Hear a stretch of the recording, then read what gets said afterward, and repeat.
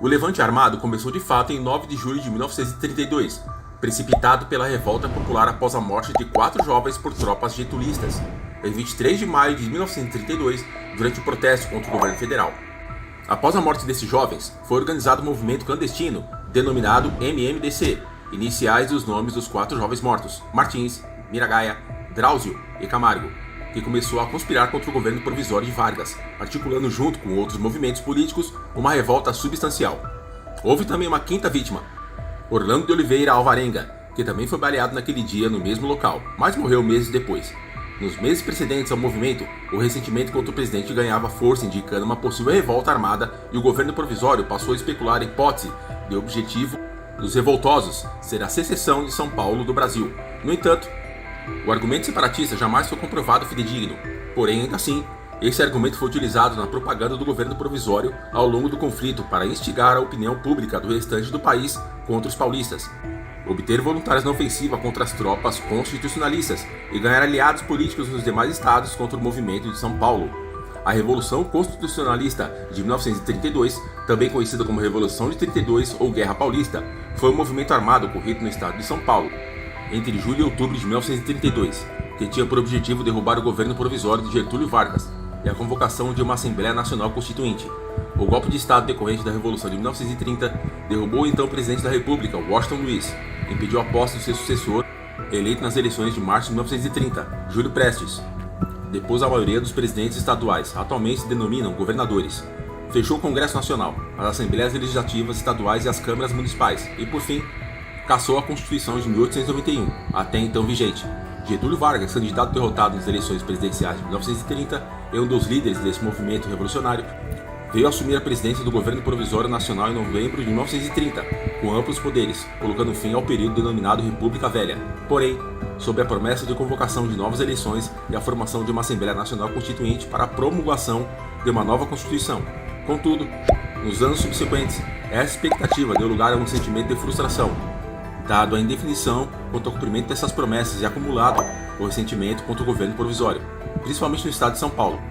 com o fato de Getúlio Vargas governar de forma discricionária, por meio de decretos, sem respaldo de uma Constituição e de um poder legislativo. Essa situação também fez diminuir a autonomia que os estados brasileiros gozavam durante a vigência da Constituição de 1891, pois os interventores, indicados por Vargas,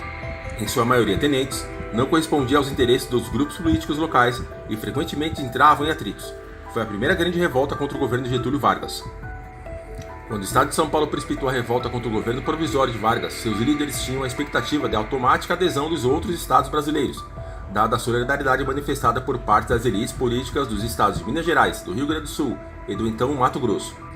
Assim, os políticos de São Paulo esperavam apenas um breve conflito militar com uma rápida marcha para o Rio de Janeiro, até então a capital do país, para depor Getúlio Vargas.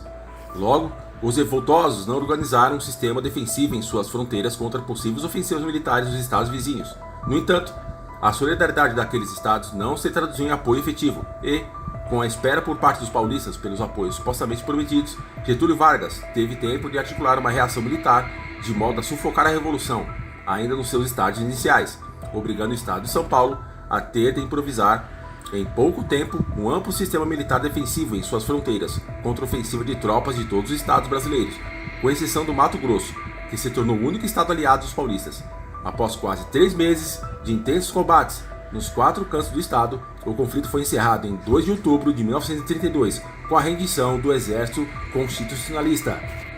Atualmente, o dia 9 de julho, que marca o início da Revolução de 32, é a data cívica mais importante do estado de São Paulo e feriado estadual. Os paulistas consideram a Revolução Constitucionalista como sendo o maior movimento cívico da sua história. A Lei 12.430, de 20 de julho de 2011, inscreveu os nomes de Martins, Miragaia, Drauzio e Camargo, heróis paulistas da Revolução Constitucionalista de 1932, o livro dos heróis da pátria. No total, foram 87 dias de combates, de 9 de julho a 4 de outubro de 1932, sendo os últimos 2 dias depois da rendição paulista,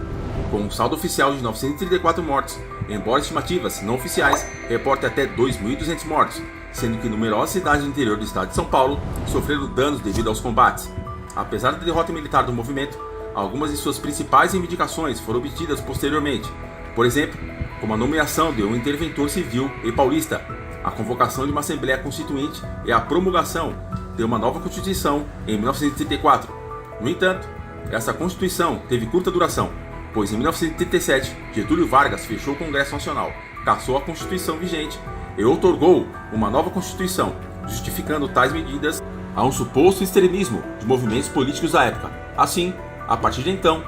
foi estabelecido o regime ditatorial conhecido como Estado Novo, que perdurou até 1945, ano em que Vargas foi deposto por um grupo militar composto por generais antigos aliados.